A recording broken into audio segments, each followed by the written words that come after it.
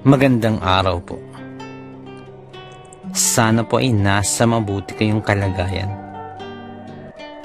Ako po ulit si Obet.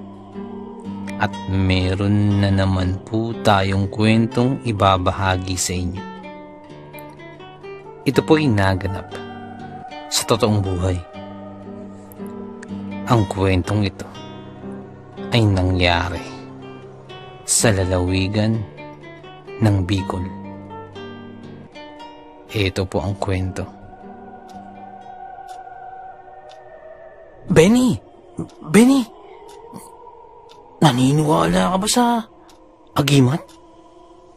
Tanong sa akin ng pinsan ko na si Boyong na halatang excited pa mula sa balitang hatid nito.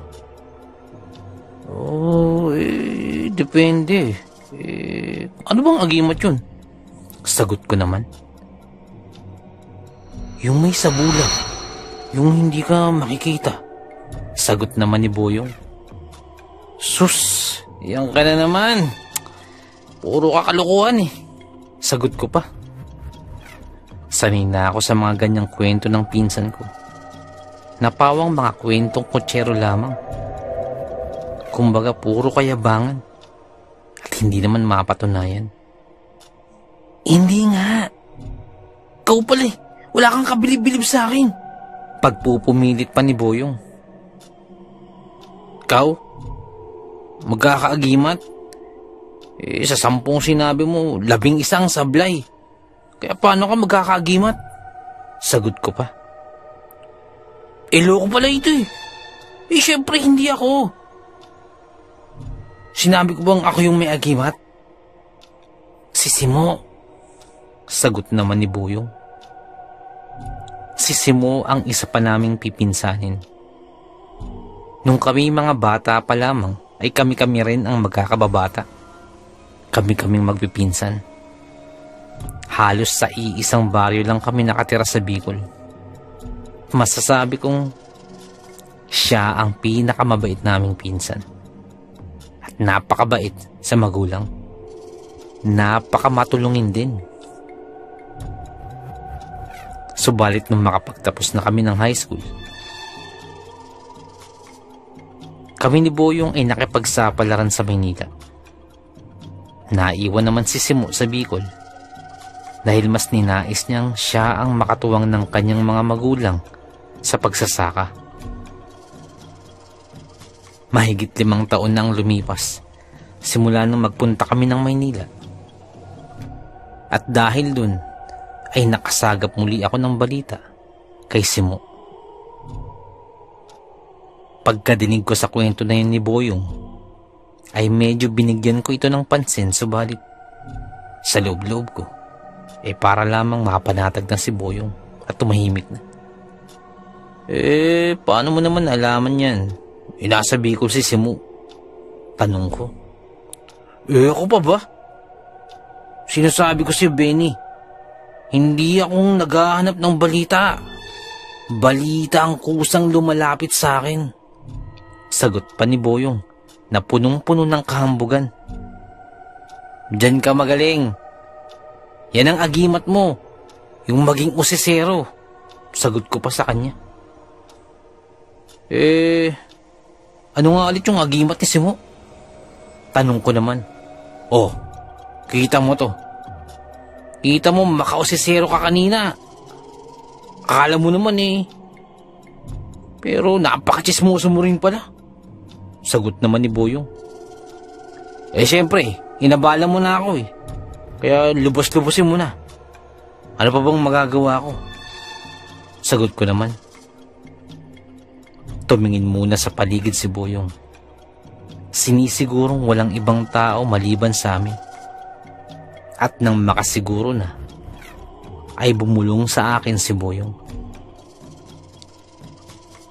Tagabulag, bulong ni Boyong sa akin. Napatapik na lamang ako sa aking hita pagkadinig nun. Sabay hagalpak ng tawa. Yang ka na naman sa kalokohan mo Di mo na ako mabibilog dyan, pinsan. Yang ka na naman sa mga kwentong kutsero mo. Sagot ko na may kasamang pangungutya. Kita mo tong siraulong to. Akala mo ba niloloko kita? Ako ang pinakatapat mong pinsan. Kahit tagayin mo ng bato yung kapitbahay natin. Totoo yan. Sagot pa nito. Nako Boyong, puro kakalukuhan. Nasasayang ng oras ko. Dapat naglalaban na ako ngayon eh. Sagot ko pa. Hanggang sa ang kwentuhan namin noon ni Boyong ay nauwi na lamang sa inuman. Makalipas ang halos isang buwan, nabalitaan na lamang namin na lumuwas si Simo sa Maynila. Kasalukuyan na ako nagtatrabaho nun sa isang bakery bilang isang panadero. At dahil doon ay napaliban ako sa aking trabaho upang masundo si Simo dahil bagong dating lamang ito sa Maynila. Kami ni Boyong ang sumundo kay Simo sa terminal. Matagal-tagal na din naming hindi nakikita si Simo. At matagal-tagal na din kaming hindi nakakabalik ng Bicol. Kung kaya't tuwang-tuwa kami nang kami ay nagkita-kita. At parang halos walang nagbago sa amin. Medyo nagbago ng bahagya ang aming mga itsura. Pero pagdating sa kung paano kami magkakasama dati, ay halos walang pinagkaiba. At dahil matagal kaming hindi nagkita-kita, ay inaya namin si Simo na mag-inuman. Hindi naman talaga pala inom yan si Simo. Napilitan na lang dahil sa kakulitan namin. Total, kami lang namang magpipinsan ang magkakasama sa inuupahan naming bahay. At dahil hindi naman sanay sa inuman talaga si Simo, ay kaagad itong tinamaan. Hanggang sa mapadako ang aming usapan tungkol sa mga agimat. Kinulit ito ng kinulit ni Boyong. Itinatanggi pa ito ng una ni Simo. Pero nung nakarami na rin ng inom, ay inamin niya na din ito. Bagamat may tama na si Simo, ay pinili niya pa din huwag lakasan ang kanyang boses habang ikinukwento sa amin. Ang taglay ko ay sa bulag. At mula yun sa niyog na iisa ang mata. Kwento pa ni Simo. Oh, talaga ba? Paano mo naman natuklasan yun? Tanong naman ni Boyong. Itinuro yan sa akin. Lihim na kaalaman yan sa akin na yung mismong ermitanyong nakatira sa Mount Irasug ang nagsabi. Kilala ko yan. Pero napakalayo ng bahay nun. Parang isang beses ko pa lamang nakita yung ermitanyo na yun. Sagot pa ni Boyong. Simo, paano nagawa yung sa bulag? Ano, isusuot mo lang ba yung agimat mo o paano yun? Paano ka hindi nakikita? Tanong pa ni Boyong. Ang turo sa akin ng ermitanyo, kapag nakakita ako ng niyog na iisang mata, iilagay ko ang hinlalaki ng aking kanang kamay sa may mata nito hanggang sa magmarka na ang mata sa aking kamay. Kailangan itong idiin maigi. Kwento pa ni Simo. Habang nagkukwento si Simo, kami naman ni Boyong ay nakikinig lang. Si Boyong ay taimtim na nakikinig, pero ako ay pangiti-ngiti lang dahil sa isip ko ay kalokohan lang ito. Pero hinayaan ko lang si Simo at nagpatuloy pa sa pagkwento si Simo. Matapos yun ay lumuhod ng nakaharap sa timog at hawakan ng bao sa pamamagitan ng kanang kamay at gawing parang teleskopyo ang bao at isilip ang kaliwang mata. Habang ginagawa yun, ay kinakailangang banggitin ang orasyong ito at isa puso. Pagkabanggit ni Simon ng orasyon, ay sa hindi ko malamang dahilan, ay bigla akong kinilabutan. Biglang nangalisag ang aking balahibo. Paano mo nalaman yung pati orasyon? Tanong ko. Lahat yan ay itinuro sa akin ng ermitanyo. Pero hindi biro at matinding sakripisyo ang kinakailangan. Dagdag pa yung hirap mahanap niyang nyug niyan, lalo na yung may iisang mata.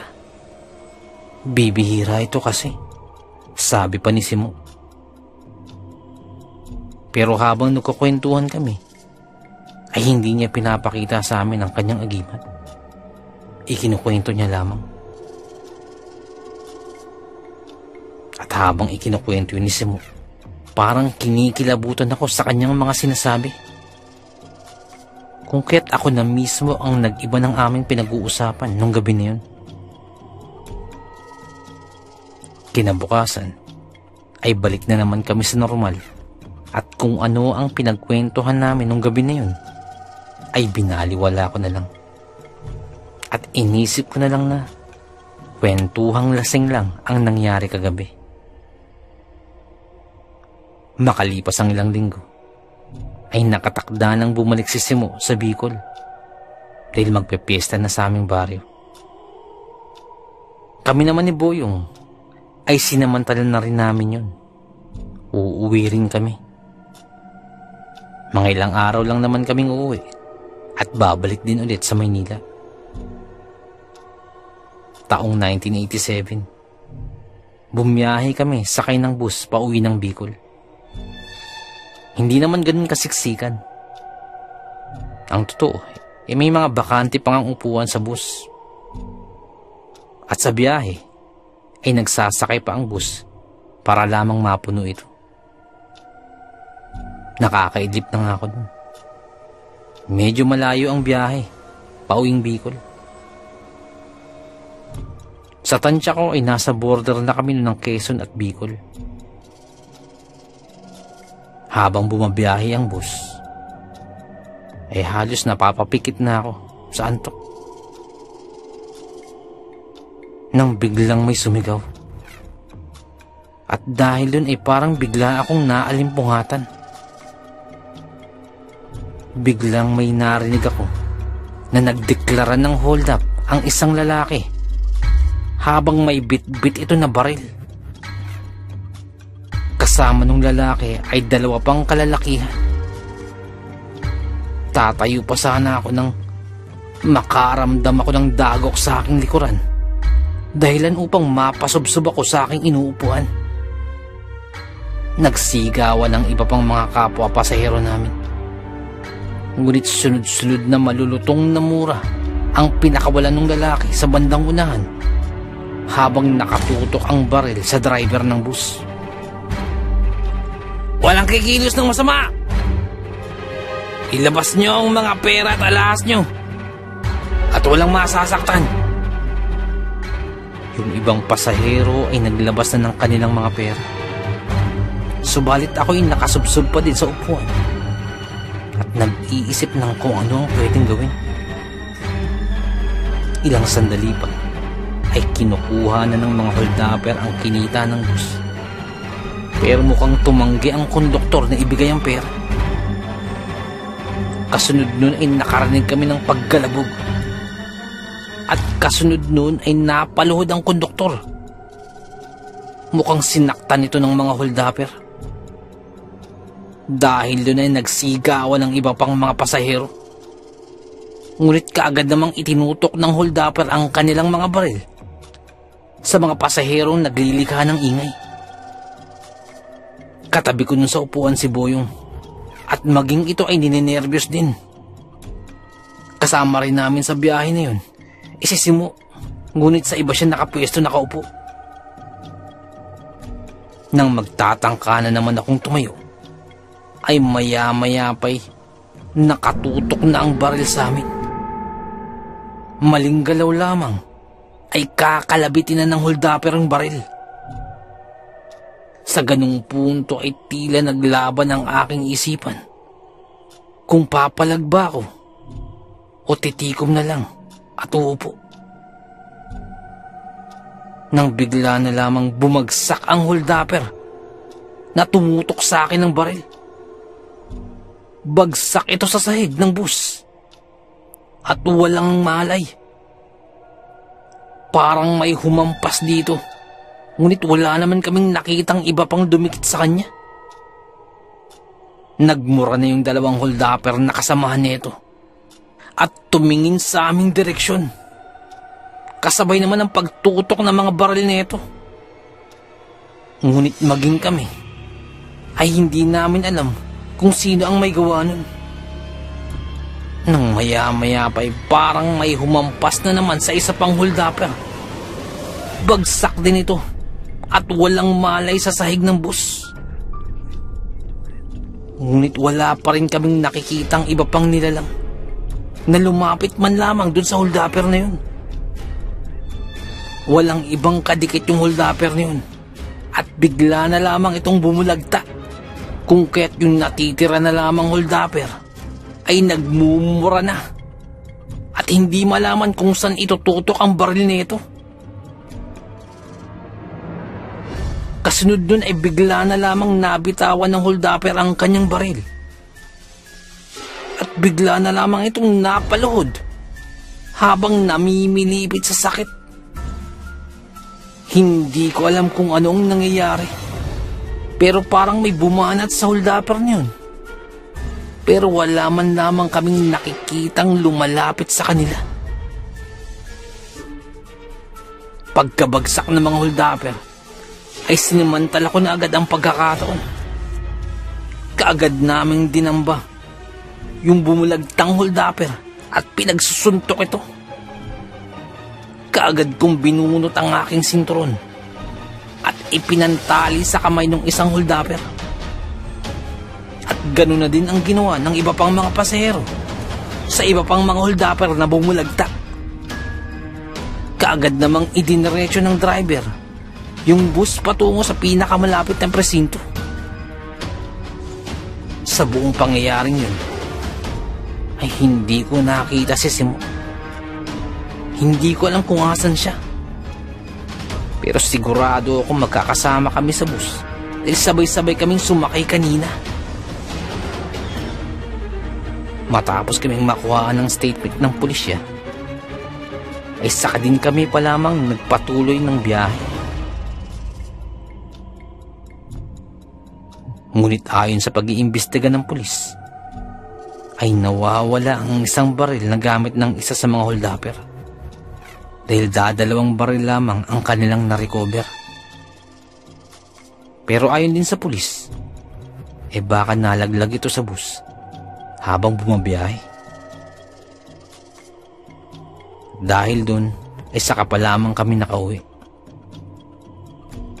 Subalit, habang nasa biyahe pa uwi, ay hindi pa rin namin nakikita si Simo. Hindi namin alam kung nasan siya. Hanggang sa makarating na kami sa aming baryo.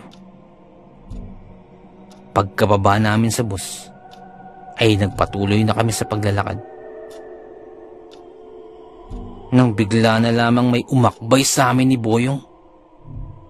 At biglang lumitaw sa pagitan namin ang aming pinsan na si Simo.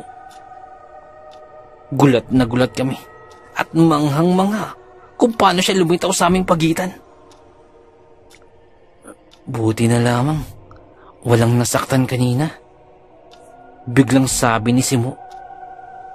At habang sinasabi yun, ay ipinakita na ito sa amin sa kanyang isang kamay ang isang baril na tandang-tanda ko na mula yun sa isa sa mga holdapper.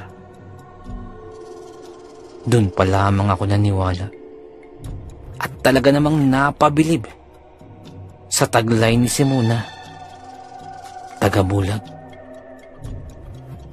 Napakahiwaga ng ating mundong ginagalawan. Napakaraming bagay ang mahirap ipaliwanag. pero nagaganap. Hanggang dito na lamang po. Salamat po sa pakikinig. Magandang araw po.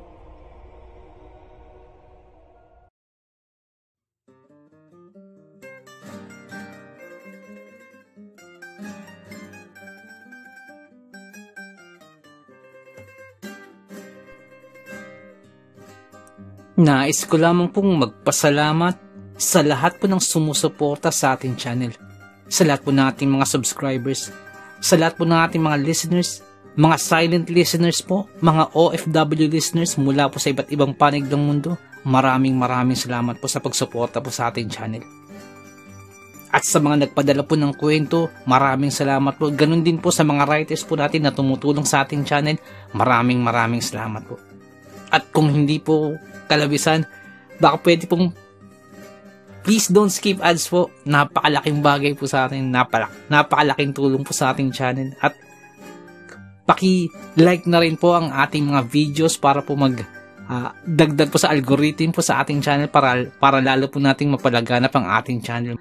Maraming salamat. Kumari din po, pwede pong paki-share po. Maraming salamat po.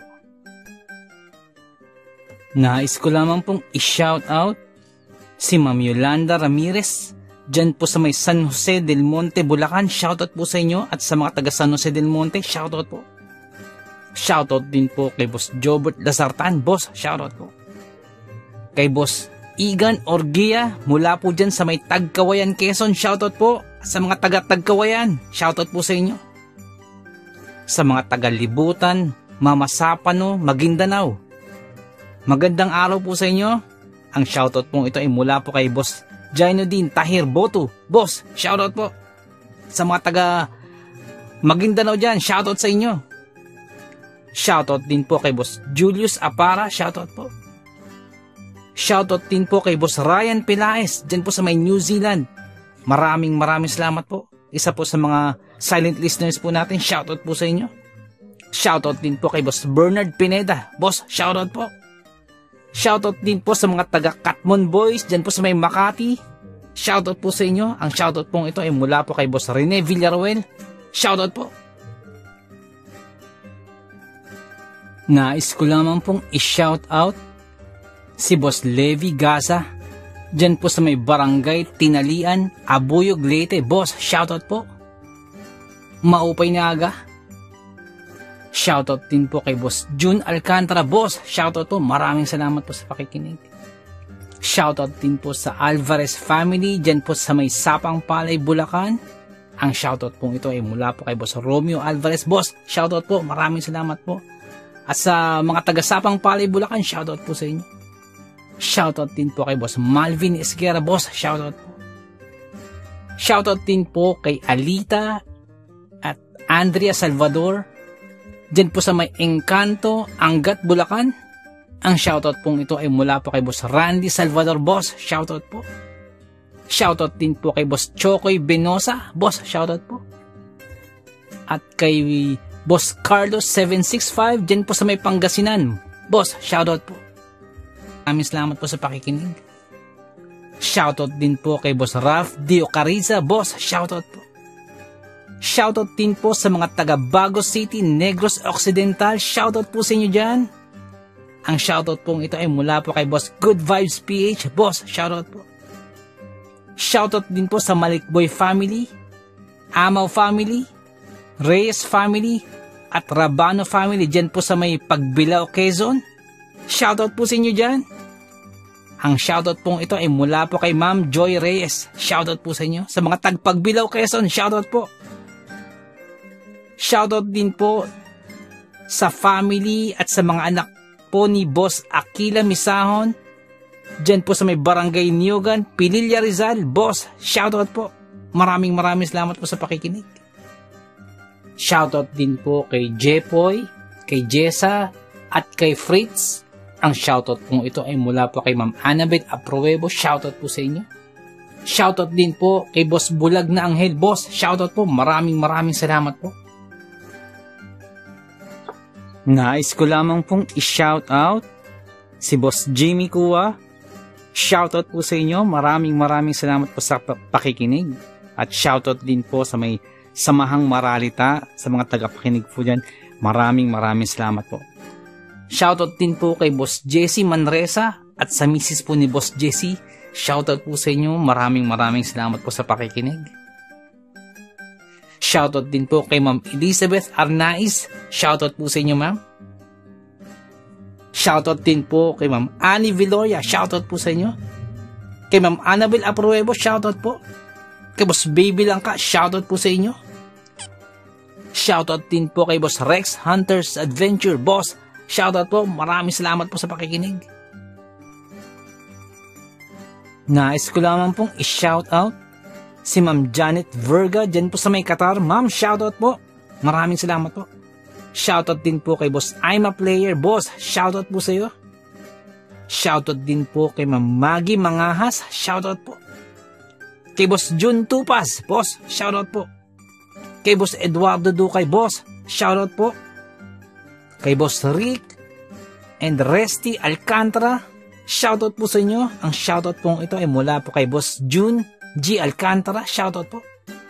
Shoutout din po kay Boss Romeo Alvarez dyan po sa may San Jose del Monte, Bulacan. At sa mga taga San Jose del Monte, Bulacan, shoutout po. Shoutout din po kay Boss Goodson ng San Mateo, Rizal. Boss, shoutout po. Maraming salamat po. Nais ko lamang pong i-shoutout ang My Kokoro team. Shoutout po sa inyo. Shoutout po kay Boss Jeric, kay Boss Lawrence, kay Boss JV, kay Boss Javier, kay Ma'am Angie. Shoutout po sa inyo. Salamat po sa pagtulong. Maraming salamat po.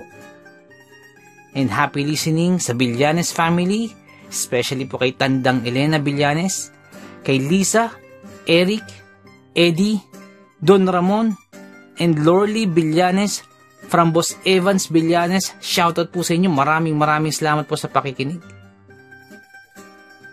Shoutout din po kay Boss Val Dayot. Boss, si Boss Leonsky Gibe, dyan po sa may Barangay Bula, Tiaong, Quezon. Shoutout po sa iyo, Boss. Maraming salamat po sa pakikinig.